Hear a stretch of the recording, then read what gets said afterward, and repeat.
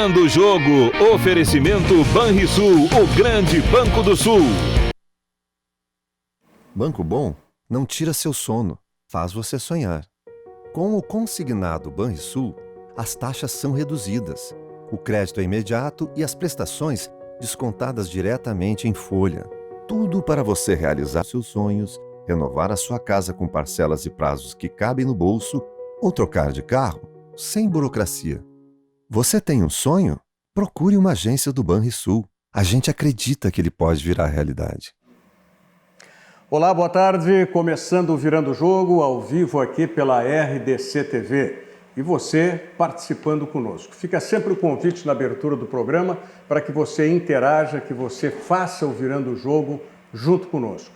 Você tem aí as possibilidades de interagir conosco através do nosso WhatsApp, 998 15 99 90. 998 15 99 90 é o número do nosso WhatsApp. Isso se você estiver nos assistindo pelo sistema da NET, aqui no Rio Grande do Sul, canais 24 e 524, talvez seja mais fácil para você mandar o recado pelo WhatsApp. Ou não, né? Talvez possa ser pelo próprio Facebook. Mesmo que você não esteja assistindo pelo Facebook, esteja assistindo, seja pelo nosso site ou mesmo pelo sistema da NET, mas se você preferir também, o Facebook está à disposição para você interagir conosco. Tanto o Facebook quanto o Twitter e o YouTube, as nossas redes sociais, basta que você acesse qualquer uma delas e digite RDC TV Digital, tá certo? E tem ainda, eu sempre lembro para vocês, se vocês querem saber um pouco mais dos bastidores aqui da RDC TV, tem o nosso Instagram, tá? Que trata daquelas coisas que estão não escondidas, mas que elas não estão durante o momento da transmissão. E aí, o Giovanni Oliveira, que está conosco aqui hoje, nosso Instagram está aí, @RDCTV Digital, Giovanni Oliveira, ao meu lado o Otávio Hoffman, que hoje vai pilotar aqui, né, o nosso WhatsApp. Na ausência do Diogo, a gente já puxa para cá. O Geiso Lisboa, nosso colega da Rádio Guaíba. Tudo bem. E o Fernando de Prime, que é o nosso publisher, nosso editor. E com o Fernando, eu vou dar uma pegada nele aqui, porque ele vai ter que dar um jeito, como conselheiro do Grêmio, ele vai ter que dar um jeito naquele gramado da arena lá, não dá mais para aguentar essa reclamação aí de tudo quanto é lado. Ontem vocês ficaram, eu acho que 40 minutos no programa aqui, discutindo o negócio do gramado da arena lá, mas tudo bem, é assunto de momento, é relevante. Giovanni, o que o nosso Instagram traz aí para o telespectador que ele não assiste, né, quando está aberta a programação? No Instagram da RDC, o pessoal consegue ver o bastidor, o convidado chegando, muitas vezes o apresentador se preparando, o Rogério fazendo a maquiagem, não sei. Mas tem aí o bastidor da RDC TV. Já foi meu tempo, hein, Fernando? Agora não adianta mais, né? Teve uma época quando a carinha era melhor que dava para botar uma maquiagem.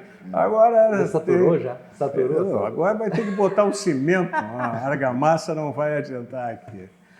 Fernando, vamos, já que ontem nós falamos nessa história aqui no programa, o que se comenta, vamos dizer, intramuros lá no Grêmio a respeito do gramado da arena?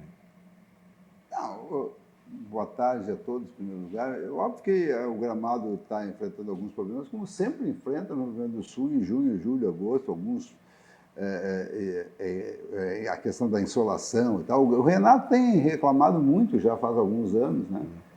E é óbvio que os problemas estão lá, mas nós não temos, enquanto Grêmio, a gestão da arena e, portanto, não somos os responsáveis por...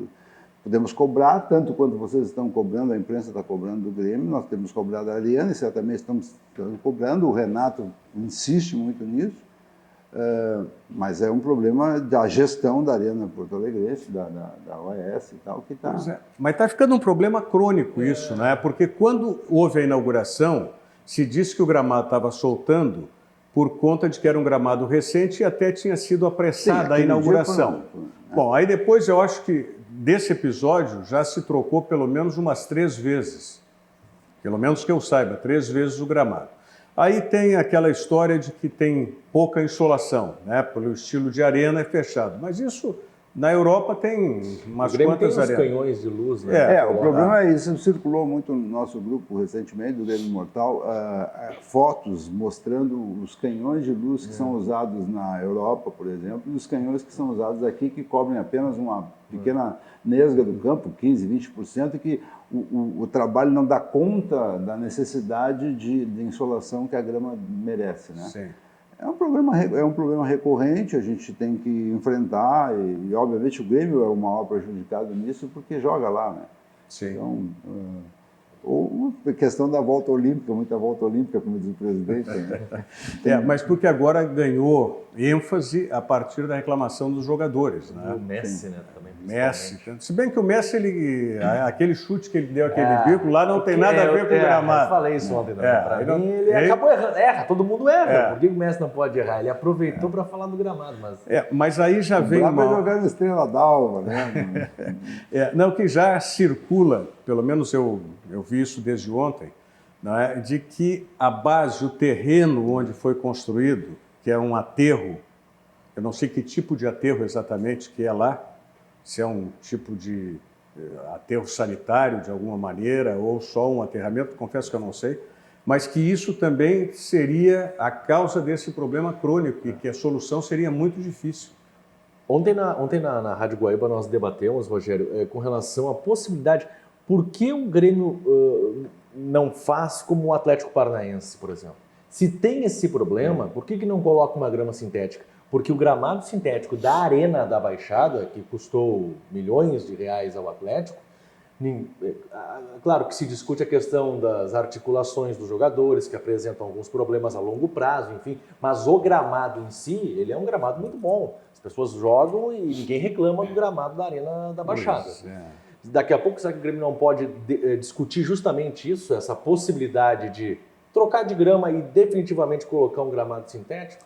Não sei, o Fernando que já foi cogitado isso. A questão é que não compete ao Grêmio isso, é uma questão que temos que cobrar de repente da Arena. Obviamente, eu sempre costumo dizer o seguinte, se não chega ao debate público, se chega até nós, e se existe até a reclamação dos jogadores, é óbvio que esse assunto já está sendo muito bem tratado internamente. Quer dizer, todos que fazemos futebol sabemos da qualidade hoje do CA do Grêmio, que deve estar gestionando, deve estar pressionando, mas também a gente enfrenta questões da própria natureza. Então, não adianta a gente fazer um golpe de dedos e imaginar que vamos resolver. Não, tem esse processo todo da insolação, que é o principal. Não se trata, eu imagino que não se trata da questão de onde foi construído, porque existe um soterramento ali, muita terra colocada ali para que faça a parte do aterro, né, no caso, mas basicamente é questão de insolação. Uma arena é um estádio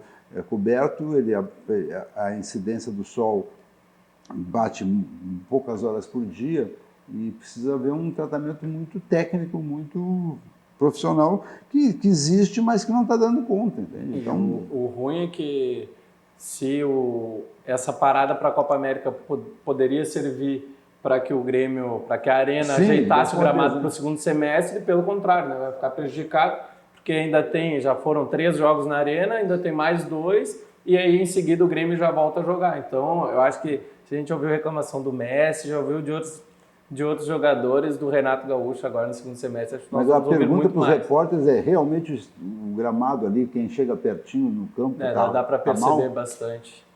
Agora, na Copa América eu não estive, mas no Campeonato Brasileiro, a gente chegando próximo, assim, a gente nota que existe uma que outra falha, irregularidade, mas eu confesso para você que eu não jogo, né? Eu não vejo dificuldade para o jogador, mas aí quando o jogador entra e tem essa dificuldade... que o Messi vinha fazer uma reclamação jogando em campos como ele joga na Liga dos Campeões, né? Eu acho que não, mas acho que até procedente. Só o Messi, né? Não, o Renato recorrentemente reclama muito tempo. E talvez, eu acho que de repente um momento até da diretoria do Grêmio aproveitar para forçar junto à administração da Arena, porque assim, a Arena é um produto do Grêmio e da Arena. E bom, não é legal comercialmente quando vem o Messi. Pois é, esse é um ponto interessante, porque o Grêmio pegando a gestão da Arena, ele vai ajeitar essa questão do gramado. Mas eu acredito, eu não sei, acho que a Arena não teria o know-how para trabalhar com a grama, como o Grêmio tem, o Clube Grêmio. Eu acredito que existe a troca de informações, o Grêmio passa orientações, eu acredito, não tenho certeza com relação a isso. A pessoa que é responsável, até onde eu sei, tá? É uma das maiores especialistas que nós temos aqui no Brasil, que é a Maristela Kuhn. Fez Copa do Mundo, fez Beira-Rio. O gramado do Olímpico era extraordinário. Em todos, né? Ela foi consultora na Copa do Mundo, inclusive, dos gramados no Brasil. Trabalha para a CBF. E trabalha no exterior também. Então, e depois o seguinte, é responsável por vários campos de polo a cavalo que tem no Brasil, especialmente no interior de São Paulo, naquela região acho que é de Campinas ali, que tem muito, tá? Que é um campo que precisa um cuidado muito maior. Campos de golfe também ela trabalha, né? Então, a competência e a capacidade da Maristela são inquestionáveis. Agora, alguma coisa deve estar contribuindo para o gramado não ficar, vamos dizer assim, estabilizado nunca. Agora, isso aí é que tem que se atacar. Se é trazer mais canhão de luz lá para a insolação do gramado, se é retirar e fazer tudo. A escolha da grama é fundamental, muitas vezes. Tem gramas que são de grama de inverno, grama de verão, e aí a escolha pode influenciar também. Agora, também chama a atenção o seguinte, que o gramado do CT é espetacular. É um espetáculo. Esse é maravilhoso. É um espetáculo. Quer dizer, como é que o CT que está ali na frente está... A quantos metros está da arena? Mas aí é aquilo que eu falo, o CT pega sol o dia mais inteiro. arejado, né? Totalmente, não tem aquela... Toda aquela arquibancada em volta que pega sol direto. Então o Grêmio poderia debater de fato essa podia passar a jogar no CT. Ou colocar grama sintética. Mas essa história da grama sintética chegou já a circular internamente? Nunca ouvi falar, eu acho até que existe uma rejeição, pelo menos todo mundo gosta de futebol, uma rejeição, né, em relação à grama sintética. O Atlético Paranaense não conta, o Atlético Paranaense é diferente em tudo, né? Não dá coletiva, faz não sei o quê, o cara é completamente maluco lá. Então ele resolveu fazer isso, bancou a grama sintética, mas existe, de todo mundo que eu converso, uma certa rejeição à ideia de grama sintética. Né? Então, eu particularmente não gosto nem de ver, muito menos de jogar em grama sintética. Eu sou favorável, o que eu acho é que essa discussão da grama sintética poderia ser levada de forma mais concreta por parte do Grêmio, porque ele não resolve a questão do problema da grama natural. É só isso. Mas eu também concordo, acho que tem que ser gramado natural. Eu sou favorável ao gramado natural. Veja o caso do Paço da Areia do São José, né, que há algum tempo se tomou essa medida mais radical de colocar, porque tinha ali... um dos primeiros, eu acho. Ao lado direito da arquibancada social, ali sempre ficava um charco, não tinha jeito de secar, não tinha sol que desse jeito naquilo ali. Aí o que São José botou lá um gramado sintético, um tapete. Tapete. Agora diz que mudou, eu não vi esse novo aí. Esse novo, ele tá melhor. Visualmente muito melhor, muito melhor. Só que longe, muito longe, léguas de distância do que é o da Arena da Baixada, que é um outro material, um outro produto. Outro investimento. Outro investimento, claro, não dá para comparar. Mas já é bem melhor já do que o antigo. Porque o antigo realmente era um tapete. Você olhava assim, tinha até ondulações. Que a gente joga no futebol. Exatamente. Bom, a seleção brasileira não vai treinar lá no gramado hoje e amanhã, né? Vai só jogar. Tite foi lá olhar, né? Dar uma olhada. Sim, mas eu acho que não tem treinamento, até para... Tá, e a seleção paraguaia não vai poder treinar também? E faz um reconhecimento, né? Bota um tênis, o pessoal vai para o campo, dá uma caminhada para olhar como é. Pois é, mas e essas 48 horas, será que são suficientes para a recuperação do gramado? Senão daqui a pouco vai ter o jogo na quinta-feira e já vem mais reclamação. E nós temos ainda a semifinal. Agora o Brasil... O Brasil vai pegar o Paraguai na quinta-feira e não acho que independentemente do gramado, né, quem classificou o Paraguai foi o empate do Japão com o Equador. Então acho que o Paraguai chega sem muita moral para essa partida contra a seleção brasileira. Mas nós somos eliminados pelo Paraguai. No histórico. Tem. A história recente não nos é favorável. Mas vamos falar disso em seguidinha. Olha aqui, o Fábio Rigotti está nos acompanhando aqui pelo Facebook, dizendo hoje com um convidado para lá de especial, o Fernando de Primo. Ô Fábio, o Fernando está aí conosco sempre, participando. O Humberto Claudino pergunta o seguinte: quem foi o presidente responsável por construir essa nhaca? Tá? Querem transformar a Arena em futebol society aí, ó, esse negócio de botar sintético. Deixa eu ver quem mais, o Rodrigo Teixeira. O melhor do mundo 5 vezes não pode falar somente um ex-jogador. Ah, sim, está dizendo, o melhor do mundo 5 vezes, que é o Messi, não pode falar sobre isso, somente um ex-jogador, que seria, no caso, o Renato, né, que ele está dizendo. Não, todo mundo, né, Rodrigo? Tanto que a gente está... Mas aí tem uma coisa, né? O Renato, mesmo reclamando, ergueu quantas taças ali? O Messi com a seleção pode reclamar de gramado e tal, mas eu não vejo ele erguer nada, né? Tem esse detalhe. Agora, o Renato vai ter que também ajudar a preservar o gramado, né? Não adianta, porque esse estilo de construção, arena, né, que tem pouca insolação, vai ter que o Renato treinar muito mais no CT do que já é feito, na arena.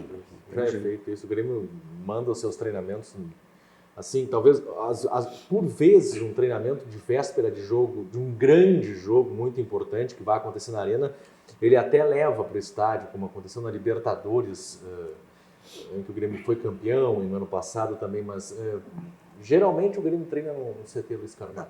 Bom, o Grêmio já está treinando, o Internacional lá no interior de São Paulo, o Grêmio no interior do Rio Grande do Sul, né, na região metropolitana, tá em Viamão, e nós temos já os cruzamentos definitivos aí da Copa América. Vamos falar em seguidinha sobre isso. Um grande abraço para o nosso colega Paulo Bizarro, que está nos acompanhando aqui também, o Virando o Jogo. O Banrisul Digital, você sabe, ele é um aplicativo completo para simplificar a sua vida com toda a segurança que só o cliente Banrisul tem. Se você não baixou o aplicativo, baixe e comece a usar hoje mesmo, porque o Banrisul Digital é clique e simplifique. Vamos à mensagem do Zafari e já voltamos.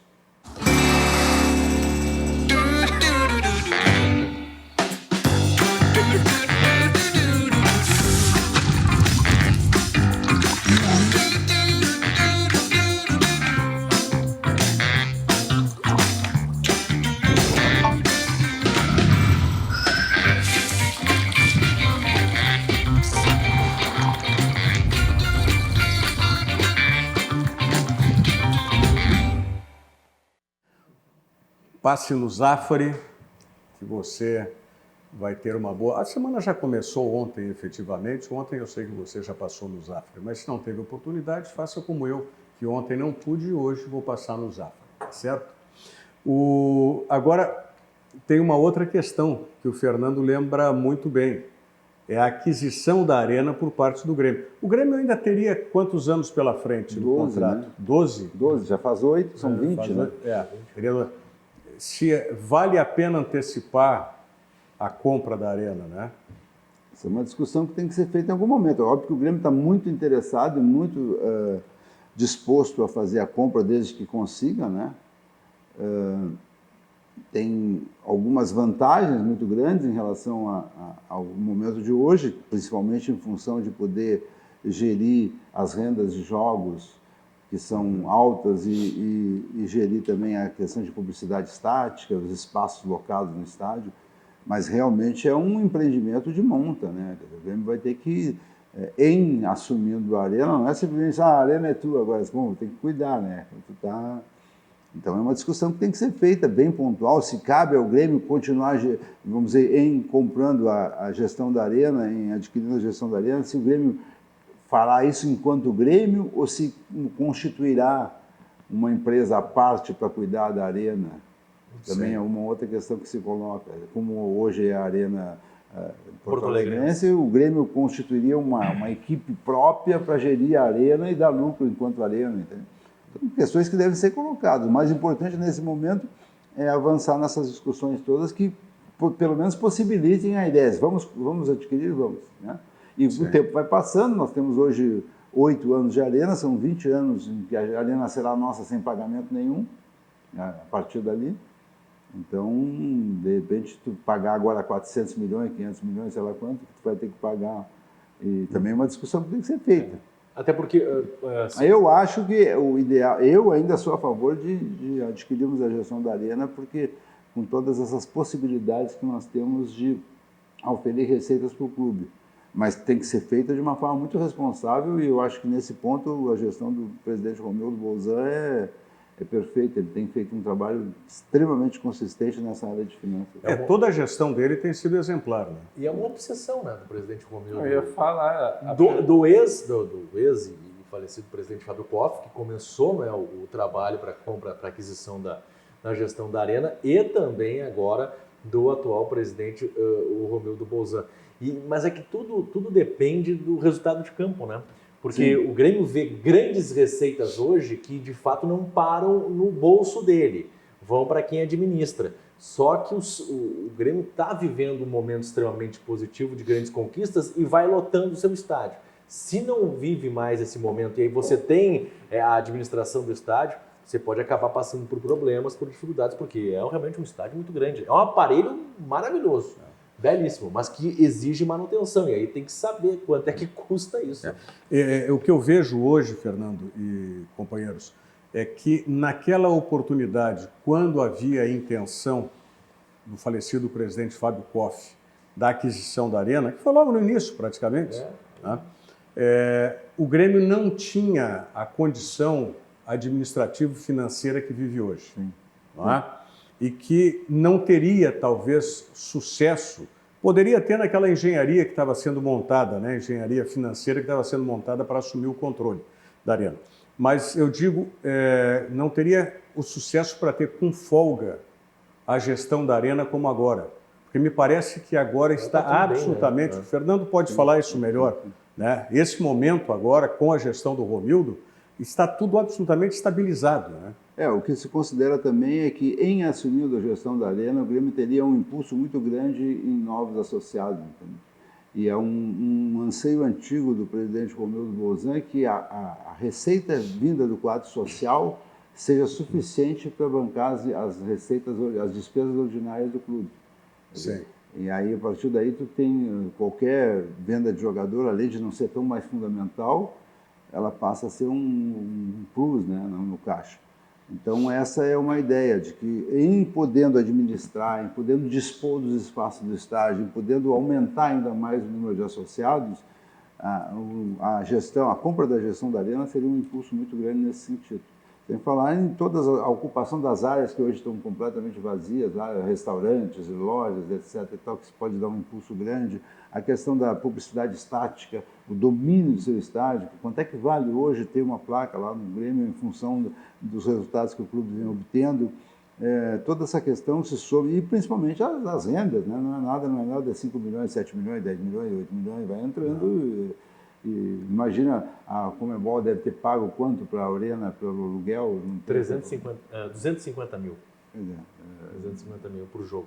Por 250 mil reais? Por jogo. Por jogo. Eu acho que é nessa questão da independência do Grêmio com a Arena que também conta muito. Shows que a Arena acaba tendo e que o Grêmio sequer tem direito de escolher ali, né? Sim, claro que às vezes tu chega conversa, com um jogo lá, tem uma o Grêmio daqui a pouco está jogando em Caxias, porque a Arena tá entregue tá sendo contratado o espaço e pronto, o Grêmio ele ocupa aquele espaço, mas se há um outro interessado, daqui a pouco a Arena Porto Alegrense repassa e o Grêmio tem que escolher lá se joga no Centenário ou se joga em Novo Hamburgo, enfim. Essa independência também é muito importante. Ingressos, né, os valores dos ingressos que o Grêmio não tem escolha, então daqui a pouco ingressos caros e arena vazia no jogo menos importante, quando você poderia ter ingressos mais em conta, ou promoções, esse tipo de coisa que o Grêmio não tem controle. E o Grêmio continua pagando aquele anel superior lá para os seus sócios? Continua um valor significativo por meio. Então, mais do que nunca se justifica, inclusive, a aquisição da gestão da Arena. E aí não precisa estar vendendo cebolinha, né? É verdade, vai reduzir a necessidade, né? O problema que passa o Internacional hoje é justamente essa necessidade de vender um jogador que faz 3 anos que não vende, né? Teve que vender o Iago agora, talvez o próprio Edenilson, mas o Grêmio tem cada vez mais reduzindo, porque a gestão do presidente Romildo é extremamente brilhante nesse sentido. Quer dizer, o clube tem acumulado êxitos e superávites, coisas que não aconteciam há muitos e muitos anos. Entendeu? Mas aí também não é a questão só do surgir. Claro, tem que ter uma gestão para fazer surgir, garimpar o jovem jogador e fazer e dar as condições para que ele se desenvolva, como o caso que o Grêmio vem fazendo ultimamente. O Internacional parece que agora começa a fazer isso também com maior cuidado, né, do desenvolvimento. Agora, tem uma questão que é fundamental, que é o time do negócio. Se você perde o time do negócio, tá? O Grêmio tem um exemplo bem próximo, que é o do Luan. Tá? E o Internacional tem um exemplo mais gritante ainda, que é o do Rodrigo Dourado.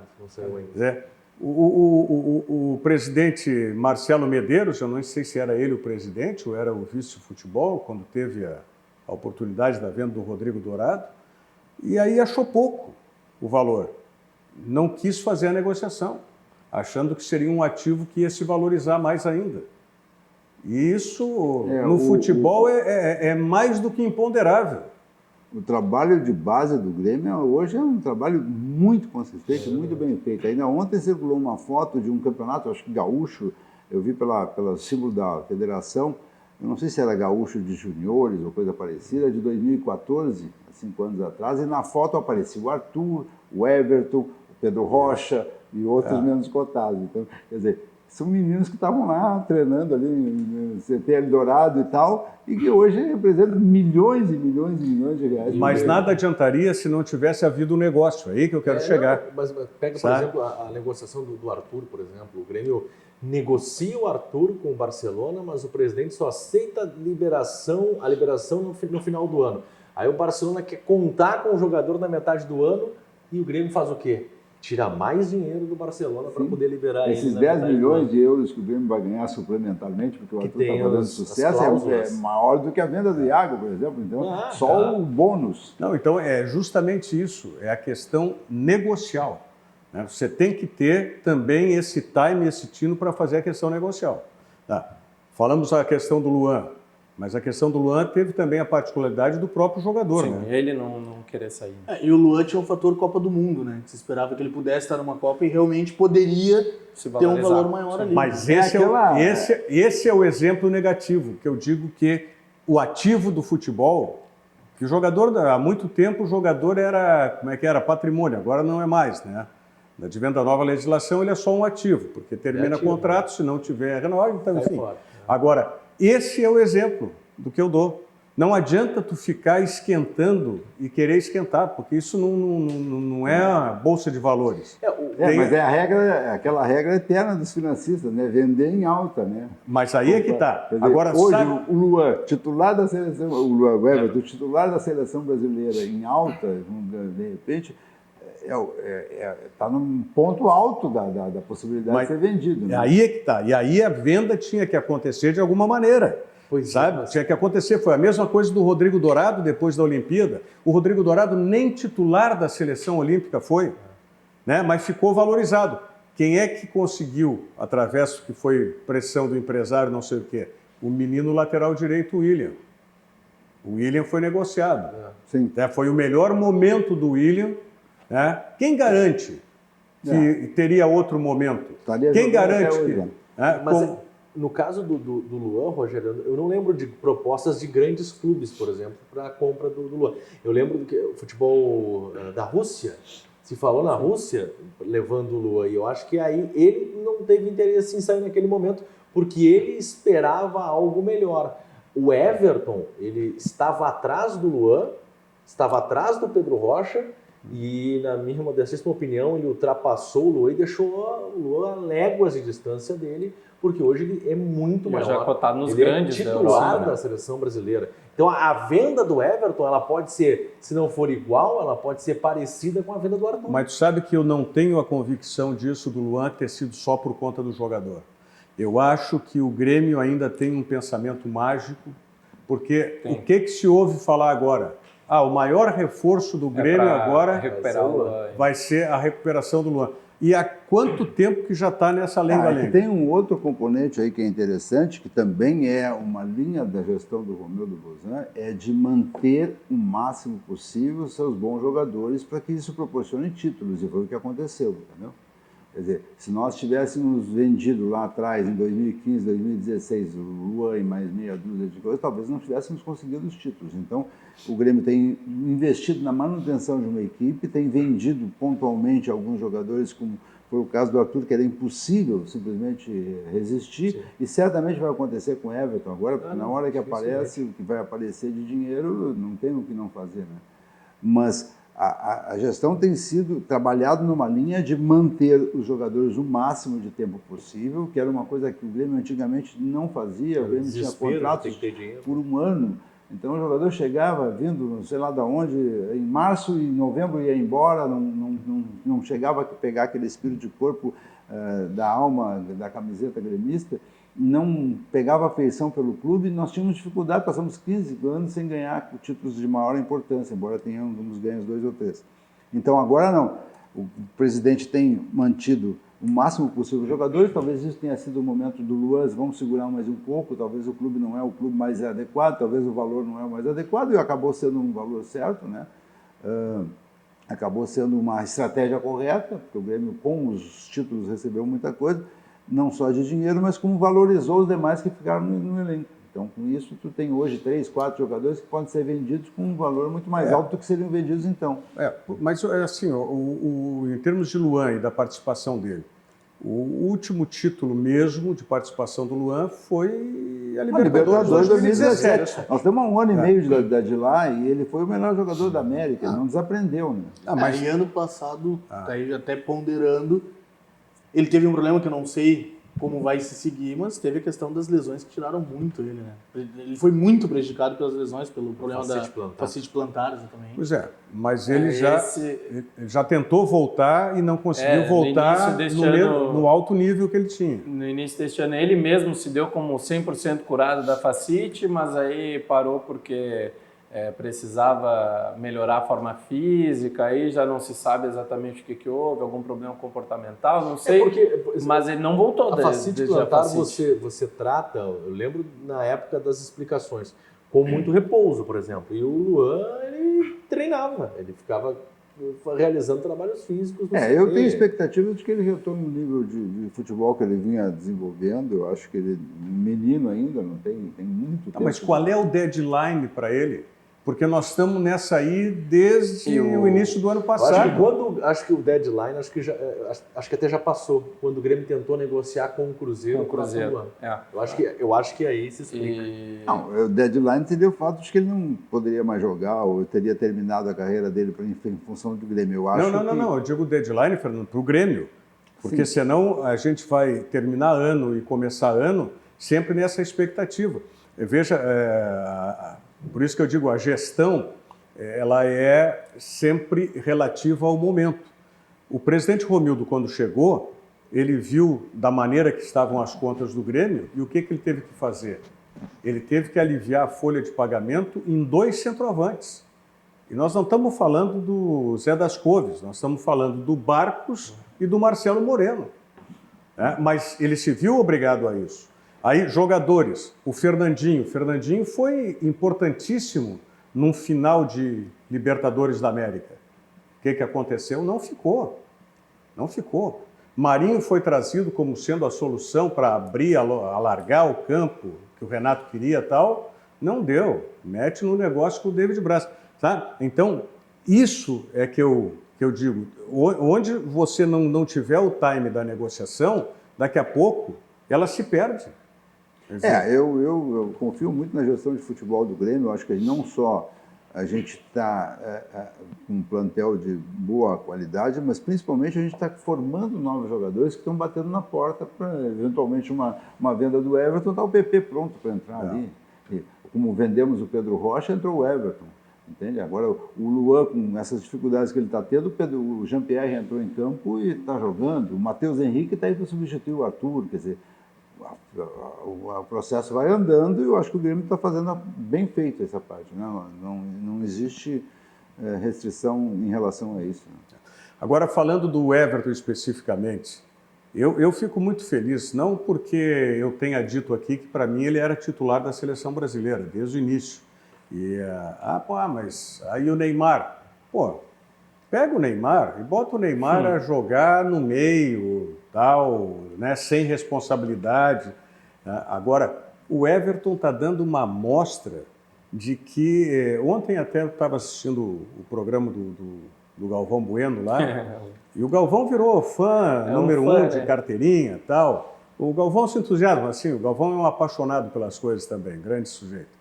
E aí é um momento, né, do Everton na seleção. É o momento e me parece que não tem mais discussão a respeito disso. Sim. É que o Everton, que no início da Copa América, só porque o David Neres jogava na Europa praticamente, foi tirado do time. Entrou, fez gol, entrou contra a Venezuela, fez a jogada de gol. Ele fazia tudo que o David Neres queria fazer. E o Cebolinha vai lá e executa muito bem. E agora virou titular. Acho que o Tite conseguiu acordar a tempo para colocar o Everton de titular. Porque tem espaço. Ele, né? Ou alguém deu um toquezinho. Porque aí tem tempo. Quem acordou foi o próprio Everton. Não, também, mas Próprio ele, desde o Everton, primeiro pela jogo condição ele dele. correspondeu, né? Ele entrou bem. Só que no segundo jogo contra a Venezuela, por exemplo, ele entrou com pouco tempo para jogar. Então, aí pelo menos virou titular na primeira fase ainda, porque dá tempo de crescer ainda mais, né? Porque aí joga um pouco mais com os titulares, treina entre os titulares. Isso ajuda porque é muito rápida a competição, né? Mas eu fico particularmente muito satisfeito, porque desde que eu vi esse menino, quando ele entrava, que ele não era o titular ainda podia ser o Fernandinho, tá? E mesmo tinha o Pedro Rocha e tal, né? Eu sempre via nele essa qualidade. E um guri com a cabeça muito bem feita, cabeça no lugar. Tá? E isso me parece que é muito importante quando a gente vê exemplos do Neymar, que o Neymar, pelo que se diz, é adorado internamente pelos companheiros. Tá? Não vou discutir isso, eu não conheço intramuros lá, não é? Quando se fala disso. Mas aí o comportamento extra-campo do Neymar termina destruindo praticamente o que ele faz. É muito centrado, tem personalidade, você vê centrado. pelas entrevistas, é um cara extremamente... Ele evoluiu demais. E ele mesmo, quando era reserva, porque foi, né, do Pedro Rocha, e tinha o Fernandinho e aí o Everton. E ele já era decisivo. Desde 2016 ele era um jogador que decidia os jogos pelo Grêmio, mesmo como reserva. E como titular ele continua, né? E essa cabeça, que eu digo assim, a cabeça boa para ter... É claro, o jovem às vezes não tem a paciência de esperar o momento e já quer apressar as coisas. Isso, e ele teve. E talvez até, não sei se serviu como exemplo, mas o exemplo maior que nós tivemos foi dentro do próprio Grêmio o Marcelo Groy, né? Eu ia dizer isso. Marcelo Groy. Ficou, né? Veio o Dida, e veio não sei o quê, e ele lá ficou. Vieram três goleiros, vieram o Vitor, o Sarra e o Dida. O Dida, quando era para o Marcelo Groy virar titular. Quando o Marcelo ia entrar, e aí veio o Dida e ficou mais um ano e pouco. E o Marcelo teve a paciência e chegou o grande momento dele, a consagração, né? Talvez uma injustiça que eu considere do Tite, aí respeito muito o Tite, entendo que não tem no momento nenhum técnico melhor do que ele para dirigir a seleção brasileira, as condições que ele tem, sem dúvida alguma. E a gente conhece de perto o trabalho do Tite, né? Agora, eu entendo. Da mesma maneira, a gente brinca sempre com o Tite com a história das ovelhinhas, né? Desde aquele ano lá.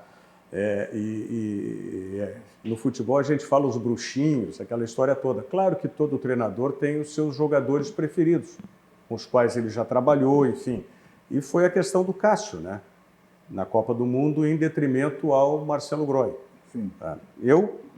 Na minha ótica, é uma injustiça, mas não posso também condenar o Tite por isso, né, na medida que ele tem o conhecimento do Cássio, com quem ele tinha trabalhado anteriormente. O Marcelo, me parece que o Tite nunca tinha trabalhado com o Marcelo, né? Não. Só quando convocado para a seleção. Pois é, mas enfim. E o Fagner na lateral direita? É outra paixão que tem no time. É que também nós não temos muitos laterais direitos à disposição, Então, mas o Fagner não sai, né? Impressionante. Mas o Cássio eu acho que é exatamente diferente do Fagner. O Cássio de terceiro goleiro é exatamente questão do jogador da confiança. Ele era o terceiro goleiro, ele não ia jogar a Copa do Mundo. Mas é o jogador que o Tite conhece no vestiário, sabe que é um jogador que agrega no vestiário. Não que o Marcelo não possa, não seja bom de vestiário. Sim, mas o Tite já sabia a manha exatamente, do Tite. O Tite tem no Cássio essa confiança, um cara que é importante nesse outro sentido, né? Fora do campo. Sempre tem. Isso não vai se fugir nunca disso aí, né? Os treinadores sempre vão ter os jogadores que são importantes também dentro Renato do grupo. Augusto, com o Tite também, Paulinho. Agora ele virou a página. Metade do Corinthians, praticamente. Pois mas aí como é que vai dizer, o quê? Mas esse time foi campeão do mundo. Sim, o que vai fazendo? Foi campeão do mundo, tinha que levar só o Guerreiro, né? Que fez o gol. Que fez o gol. Aí não dá, não tem como.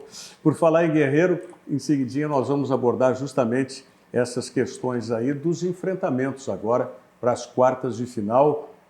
Teremos o jogo na quinta do Brasil, depois sexta-feira tem 2 jogos. Venezuela. E depois sábado mais um jogo. Né? Aí já vamos partir para as semifinais. Olha aqui, eu quero dizer para vocês que pelo 6º ano consecutivo o Hotel Sesc Gramado está no Hall da Fama do TripAdvisor. É o 6º ano consecutivo que o Hotel Sesc Gramado recebe o certificado de excelência a partir da avaliação de viajantes do mundo todo pelo seu alto nível de hospitalidade, além do restaurante e de outras atrações oferecidas. O certificado de excelência leva em consideração a qualidade, a quantidade e a atualidade das avaliações enviadas pelos viajantes no TripAdvisor, ao longo de um período de 12 meses. Se você quer conhecer o Hotel Sesc Gramado, primeiro entre no site do Sesc e veja aí as condições de reserva. www.sesc-rs.com.br, coloca /Gramado e você vai ter todas as informações do Hotel Sesc Gramado. Vamos à mensagem do Banrisul e já voltamos. Banco Bom não tira seu sono, faz você sonhar. Com o consignado Banrisul, as taxas são reduzidas, o crédito é imediato e as prestações descontadas diretamente em folha. Tudo para você realizar a viagem dos seus sonhos, renovar a sua casa com parcelas e prazos que cabem no bolso ou trocar de carro sem burocracia. Você tem um sonho? Procure uma agência do Banrisul. A gente acredita que ele pode virar realidade. Procure uma agência do Banrisul. Se você tem um sonho, procure o Banrisul, porque no Banrisul se acredita que o seu sonho possa virar realidade efetivamente. Olha aqui, o Jorge Globo está conosco aqui. A Maria Eloy Machado, ela manda um grande abraço para a bancada e um beijo para o Pedro Oliveira, é a avó do Pedro Oliveira. O Pedro ia estar conosco hoje aqui, mas teve um contratempo, né, e não pôde estar junto conosco aqui. O Célio Hoffman da Silva é parente? É parente. É parente? Eu estou vendo que primo da minha mãe. A assessoria de imprensa está funcionando aqui para o Otávio, né? Mas ele está mandando abraço para todos os componentes da mesa. Tá, para eu não ficar atrás, o meu sogro está assistindo lá de São Paulo também, o Esteban Lemed, satisfeito, uruguajo, né? Estava no Maracanã ontem, estava assistindo a vitória sobre o Chile, e agora, só que o Uruguai não vai ter vida fácil, né? O jogo do Uruguai é no sábado. É o jogo de sábado às 4 contra o Peru, na Fonte Nova. Na Fonte Nova. Não, acho que o Uruguai vai passar. Eu acho que passa. Acho que vai ser difícil, vai ser apertado. Complicado vai ser Colômbia e Chile. Vocês estão dando já de barbada, então. O meu sogro pode ficar tranquilo lá que... Eu acredito que o Uruguai... Cavani, Suárez passa. A seleção peruana, na minha opinião, modestíssima opinião, ela tem um grave problema. Não tem centroavante. Não é isso. Até tem. O problema é que a seleção peruana sempre quer jogar de igual para igual. O Peru não pode jogar de igual para igual. Porque o Peru ele ainda é abaixo dos outros aqui na América do Sul. É melhor que a Bolívia, por exemplo, sim. Bate de frente com outras seleções. Batia antes com a Venezuela, hoje a Venezuela já está acima. O problema é que o Peru sempre quer fazer jogo de igual para igual. E não tem condições de fazer isso. Tomou 5 do Brasil. Já ficou o recado. Agora, se mudar a postura, porque o Uruguai é bem superior à seleção peruana. Então, a tendência de uma classificação do Uruguai. Mas, claro, daqui a pouco o Peru pode estar numa tarde aí iluminada e conseguir essa classificação. Mas Tu acha que o Peru tem que jogar retrancadinho e só o Guerreiro lá na frente? Só. De vez em quando especulando. Aí ele não vai fazer nada também. Bom, não. Mas porque se quiser trocar bola com o Uruguai, vai perder, porque o Uruguai hoje tem Cavani e Suárez, que eu acho que é a melhor dupla de ataque do mundo. Eu Eu fui ao jogo do Uruguai e Japão e assisti ontem Esse boa parte do jogo. Uruguai e Japão foi um grande jogo. Acho que o Uruguai tem problemas de articulação de jogada, enfim, mas é que a zaga é muito forte, porque tem o Jimenez e o Godin, e o ataque é muito forte. Então, se você ficar querendo atacar, você vai perder a bola porque a defesa do Uruguai é muito forte.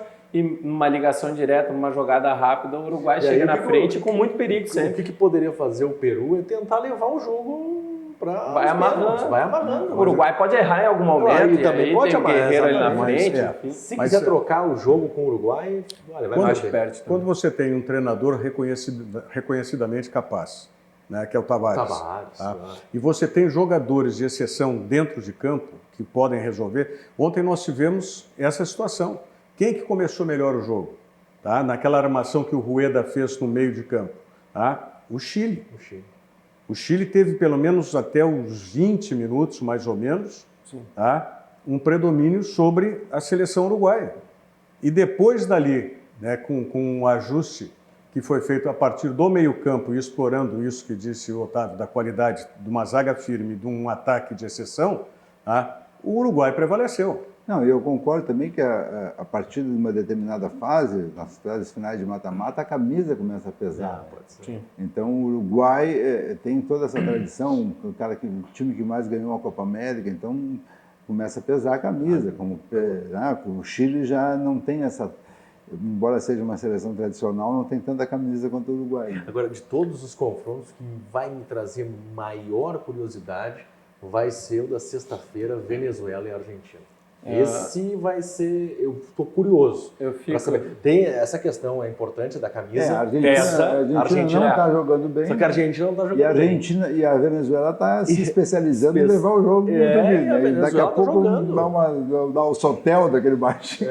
Vai lá e faz um gol e deu. Vai ser interessante esse jogo. Eu vou parar para assistir esse Venezuela e Argentina. Agora tem o seguinte, a Argentina não está jogando bem, como o próprio Uruguai ontem. O Chile começou melhor. Mas o Uruguai, mesmo se a gente pegar nas últimas competições, mata-mata é diferente. E o mata-mata é outro campeonato. E a Argentina está num outro campeonato agora. Não vejo um grande futebol, né? A gente não está jogando um grande futebol, mas é outra competição. E aí eu acho que, de novo, a questão da camisa eu não consigo... A Venezuela pode complicar, pode apertar, a Argentina pode jogar mal e a Argentina vai passar. Para mim é simples, a Argentina vai passar. Eu, particularmente, pelo bem da competição, gostaria de ver um Brasil e Argentina de um lado e do outro Uruguai avançando, e contra a Colômbia e o Chile vai ser um grande jogo. Acho que seria duas semifinais muito legais de assistir. Então, mas acredito também, apesar de... Eu acho que a Venezuela vai trazer dificuldades para a Argentina, porque a Argentina, ao contrário do Uruguai, por exemplo, tem uma zaga lenta que apresenta muitos defeitos. Tem um Messi que não atua tão bem, que tem problema de parceria, time bagunçado, já não é de agora. Então, acho que e a Venezuela, pelo contrário, um time que tem mostrado organização, que tem tido sorte até de ter tomado alguns gols aí anulados, enfim, o VAR. 4, né? Então, assim, o time que está ligado, está com sorte também, então daqui a pouco pode encrespar para a Argentina. Até agora nós não tivemos nenhum jogo mais pegado, né? Pegado no sentido sul-americano. Eu achei o de ontem em alguns momentos no segundo tempo. Assim, teve um pouquinho do Chile com o Uruguai, assim.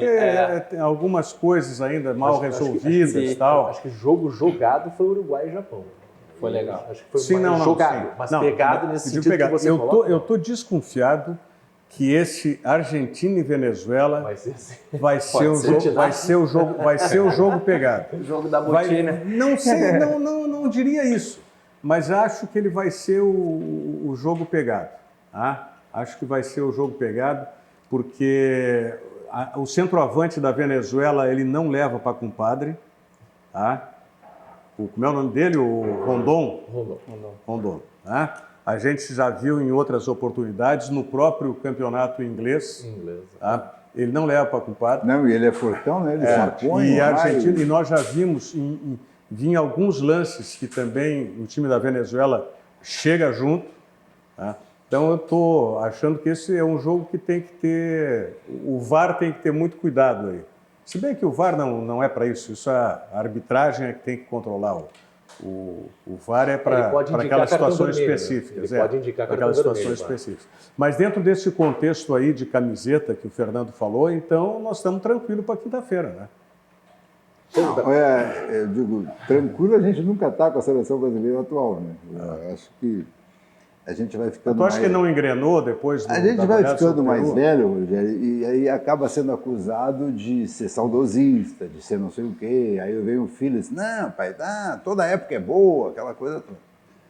Mas os meninos que estão aqui na bancada, duvido que eles daqui a 20 ou 30 anos lembrem de Fagner, Richarlison, Fernandinho, etc., como nós lembramos de Pelé, Coutinho, Rivaldo, Romário, Rivelino, Gerson, etc. E tal. Quer dizer, o nível da nossa seleção, eu não sei exatamente o que acontece, é um nível historicamente muito abaixo do que foi a seleção É que tem que ser brasileira. campeão, né? O time campeão ele fica mas é um nível marcado. que não tem. Quer dizer, nós tínhamos jogadores na década de 70, 80, 90, jogadores de primeira linha no futebol mundial, né, que ganharam inclusive o prêmio da FIFA, lá, Ronaldo, Rivaldo, Kaká, etc.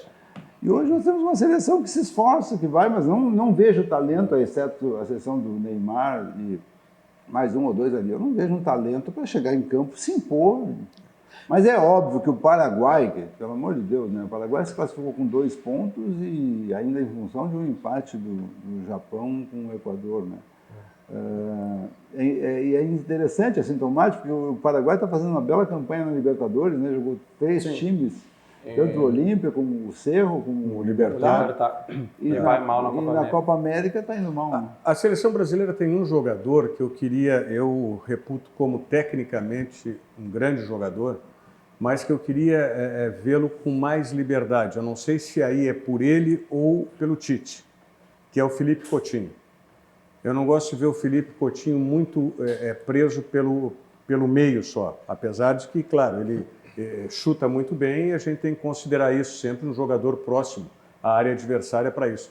Mas eu queria ver o Felipe Coutinho um jogador mais, né, móvel, jogador que chegasse mais, aproximasse com o lateral, trocasse com o Everton. Ele está se recuperando agora, lado, né? Nessa Copa América, ele tem feito partidas melhores, ele estava quase sendo questionado para ser para reserva, né? Mas eu penso que ele é um jogador de extra classe. Pode não ser o grande craque, como tu estava falando, né, que já tivemos, mas ele é um jogador extra classe. Então, essa movimentação é que eu queria ver mais do Felipe Coutinho. Mas, enfim. Bom, aí passamos para o outro jogo. Quem é que nos faltou?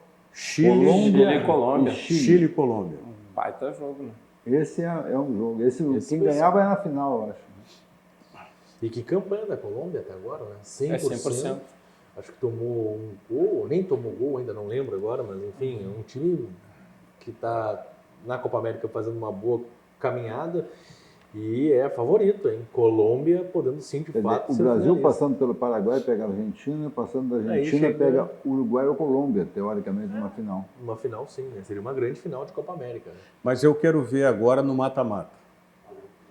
E eu acho quero ver no mata-mata. Colômbia, que Colômbia bem, e quero Chile ver no é um mata-mata. jogo aberto, né? Exatamente, Colômbia Colômbia pegou o pior adversário. Exatamente. Né? Não, na E a verdade, Colômbia sim, é rainha de fazer umas quixotadas na hora H. Os colombianos gostam, né? Historicamente, né? Libertadores, os colombianos deram um show várias vezes. Lá, começa a fase de grupos, lá vão os colombianos. Aí não. Aí vem Mas pro aí mata-mata, vem o mata-mata desse cara. aí que eu quero ver. É isso que eu quero ver. E é o jogo mais difícil realmente de cravar alguém, né? Sim, eu acho que esse passa é o o mais Brasil, aberto. passa a Argentina, Esse é o mais passa o aberto. E Uruguai. o Chile tem aquele lado mais metódico, né? Vai indo, quando vê, chega, né?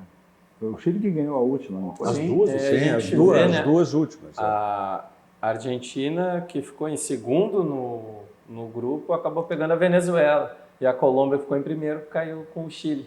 Escapa do Brasil numa eventual semifinal, mas acaba pegando um adversário bem complicado nas quartas já, né? Então, nem tudo são flores, mas o Chile defende o título, né? Então não vai vender fácil também, acho que vai ser um baita jogo. Por falar em Nem Tudo São Flores, eu quero mandar agora no final do programa um grande abraço. Ele não vai, a não ser que esteja nos acompanhando pelo Facebook lá em Atibaia. Pode O ser. Bruno Flores. Bruno Flores, nosso colega, repórter da Rádio Grenal e que participa conosco aqui também no Virando o Jogo, Está de aniversário hoje o Bruno. Parabéns pro Bruno aí. Então, está lá trabalhando, está ralando um pouco, é isso aí, lá em Atibaia. Mas acho que está sendo a primeira viagem que o Bruno... Acho que sim, pelo que É o debut do Bruno, então? É, por isso, então, lendo aniversário. acompanhando a intertemporada. Parabéns para o Bruno aí pelo dia de hoje. Nós estamos encerrando Virando o Jogo. Quero agradecer imensamente a presença mais uma vez do Fernando de Prime, do Geiso Lisboa, do Giovanni Oliveira, do Otávio Hoffmann e especialmente da sua companhia aqui no Virando o Jogo, que volta amanhã a partir da 13h ao vivo, aqui pela RDC TV. Convite para você ficar agora com a Ali Klein e o programa Virou Moda. Até amanhã, muito obrigado.